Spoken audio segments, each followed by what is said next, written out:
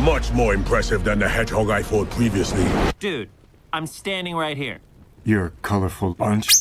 This sequel follows the first two successful live-action movie adaptations of Sonic the Hedgehog and the one uber-successful spin-off series, Knuckles. Sonic, Knuckles, and Tails reunite against a powerful new adversary named Shadow, a mysterious villain with powers unlike anything that they have faced before. With their abilities outmatched, Team Sonic must seek out an unlikely alliance in hopes of stopping Shadow and protecting the planet.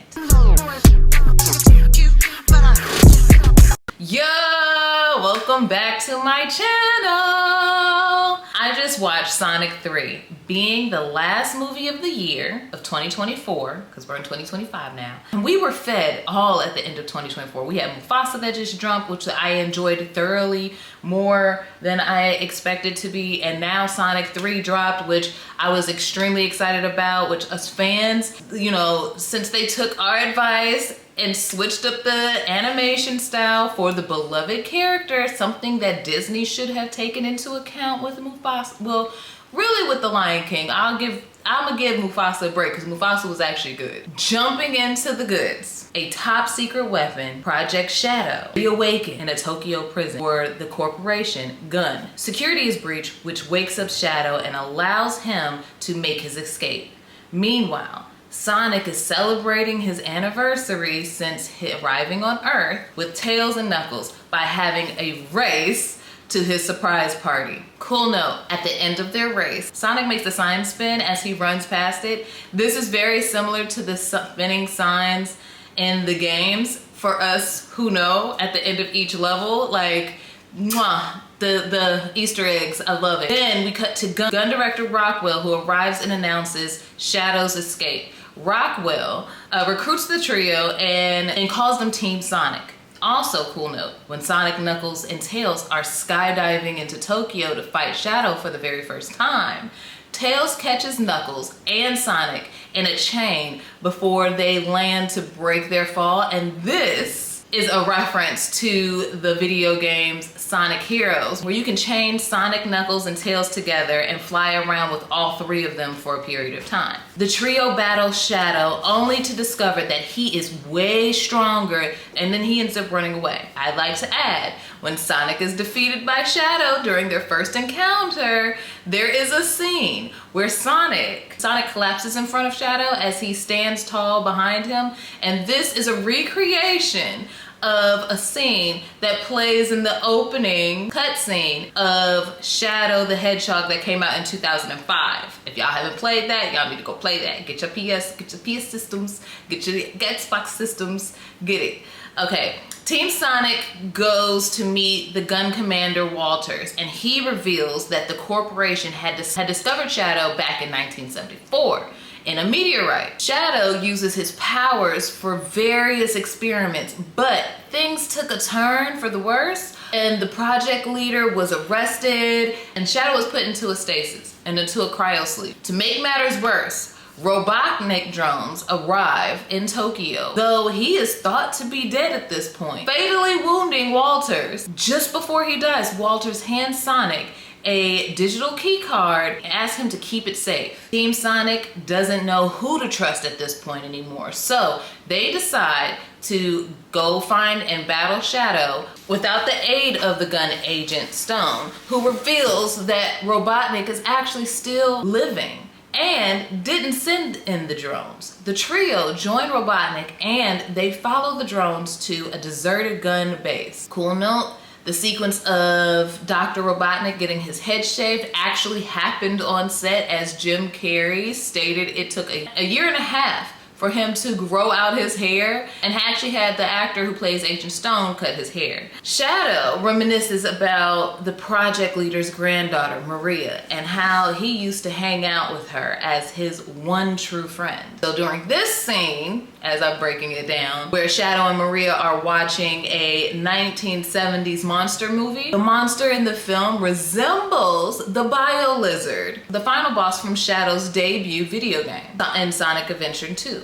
That came out in 2001. One fateful night, as they attempted to escape the base, one agent sets off an explosion, killing Maria. Shadow becomes devastated and vows revenge on all humanity. He then captures Team Sonic and Robotnik, and then Robotnik ends up meeting his long-lost grandfather, Gerald. Gerald was the scientist that was imprisoned for the last 50 years that actually caused the explosion back 50 years ago. Gerald Robotnik is alive and present and directly assumes his revenge personally, unlike his original counterpart in the video games, who was executed by the gun agents 50 years prior, with his plans for revenge, which was enacted posthumously by Shadow. Gerald tells them that there are, in fact, 2 key cards required to activate the Eclipse Cannon, an orbital laser that has the potential to destroy any location on Earth. Gerald plots to use this to destroy the gun's headquarters, and Ivo Robotnik joins him, backstabbing Sonic and Knuckles and Tails. Shadow then snatches the key card from Sonic and tries to destroy them, but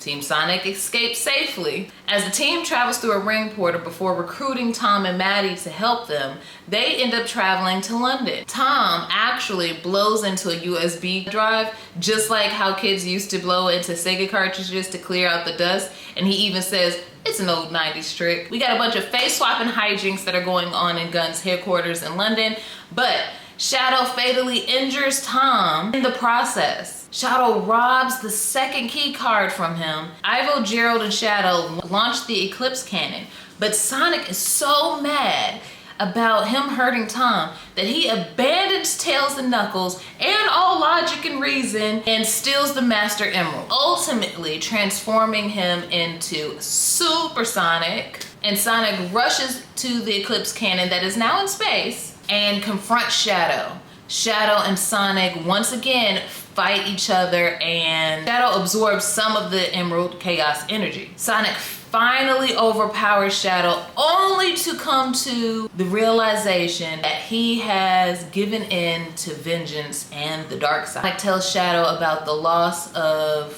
Longclaw years prior, announcing that the people that they have lost are way more important than vengeance. Shadow finds Sonic's speech beautiful and apologizes for his action. The duo agreed to stop the Eclipse Cannon, and then the duo agreed to stop the Eclipse Cannon. Gerald Robotnik announces to Ivo Robotnik that he plans to use the cannon to destroy the entire planet for revenge, including themselves. So we're on a kamikaze mission here, y'all. As opposed to destroying it, and the two engage in a battle. Tails and Knuckles help Ivo Robotnik push Gerald into an energy field, ultimately vaporizing him. Together, the team are able to deflect the cannon away from Earth just in the nick of time, and it ends up destroying the moon instead. So I don't know how well that really helps, because without the moon, the Earth is kind of doomed. Just as the cannon's core begins a meltdown,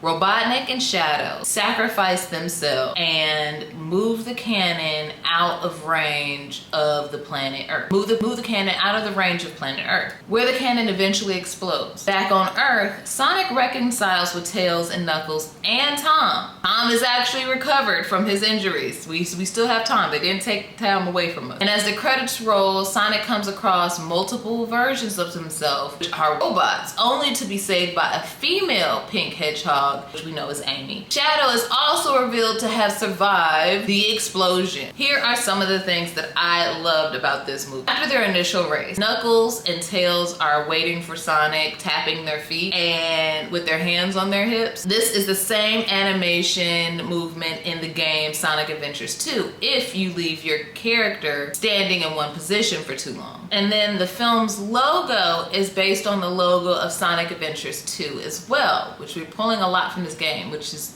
how we introduced Shadow in the game and then in this movie, which makes sense given that the film is inspired by said game. Every Sonic the Hedgehog movie shows Dr. Robotnik becoming Dr. Eggman. At the end of the first movie, he had a shaved head, he was wearing goggles, and he had a big brown mustache. In the second movie, he was wearing a suit that was very similar to his video game counterpart. In this movie, he has a fat body and wears a new suit that is identical to his video game counterpart. We are getting the birth of Eggman here. When Agent Stone calls Robotnik, his ringtone is the first few notes of Eggman's theme song from the game. And Carrey bringing his iconic improv skills and references that he is known for, and I love that they make reference that both of them are played by the same actor. I think that was a hilarious little improv line. It's as if we're two characters in a movie being played by the same actor. I also loved all of the anime references. So we have Tails being mistaken for Pikachu. Shadow removes his inhibitor rings to gain enough power and strength to stop and push the Eclipse Cannon out of the way from destroying the Earth, just like in Sonic X, which first came up with the inhibitor rings. Also, it reminds me of Rock Lee from Naruto when he dropped his leg weights. Shadow and Sonic are literally direct correlations to Goku and Vegeta, especially in their gold Super Saiyan mode. And their epic fight battle definitely looks reminiscent to a lot of the Dragon Ball Z fight scenes. Shadow Akira slides on his motorcycle, which was like, oh my gosh, it was so awesome. Following the release of Sonic the Hedgehog 2 that came out in 2022, Jim Carrey had announced that he was actually considering retirement and said that he would only return to acting if the angels bring some sort of script that is written gold ink that says to me that it's going to be really important for people to see this movie. And producers Neil H. Moritz and Toby Asher stated that Carrey's role as Dr. Robotnik would not be recast if he was to follow through with his retirement. But they remained hopeful that he would be willing to continue the role if the script was satisfactory to him. They eventually sent him a script for this very film, printed it out in 24 karat ink. 24 karat gold ink. So in February of 2024, he was confirmed to reprise his role, making it the first time Carrey has starred in more than 2 films as the same character. Oh, on the red carpet, he did say that he was down to play the Grinch one more time. So Ron Howard, get in the booth, let's make it happen. In the post-credit scene, Sonic accidentally ends up in New York when he comes across the Metal Sonic Army and Amy Rose. In Sonic Prime, Sonic accidentally ends up in New York City, an obvious riff on New York, where he meets Rusty Rose, who is a roboticized Amy robot who serves a similar function to the Metal Sonics. And later, Chaos Sonic, who is a much more obvious Metal Sonic analog. So my rating for this movie will be 10 out of 10.